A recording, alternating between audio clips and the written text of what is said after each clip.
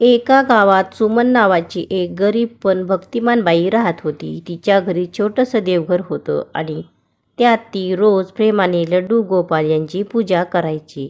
घरात पैसे नव्हते पण भक्ती खूप होती.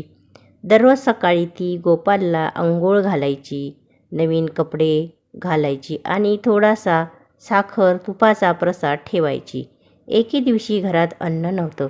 स्वतः उपाशी राहूनही तिने गोपालसाठी शेवटचा लाडू बनवला आणि म्हणाली, गोपाल, आज माझ्याकडे एवढंच आहे, पण प्रेम मात्र खूप आहे. रात्री तिला स्वप्न पडलं. एक लहान मुलगा येऊन म्हणाला, आई, तुझा लाडू खूप गोड होता. उद्या चिंता करू नकोस. सकाळी उठून पाहते तर दारात धान्याची पिशवी ठेवलेली. कोण ठेवून गेलं ते कधीच कळलं नाही. त्या दिवसापासून सुमनला समजलं, देवाला मोठ्या वस्तू नाही तर प्रेम आणि श्रद्धा हवी असते. बोध, खरी भक्ती आणि प्रेम असेल तर देव नेहमी मदत करतो.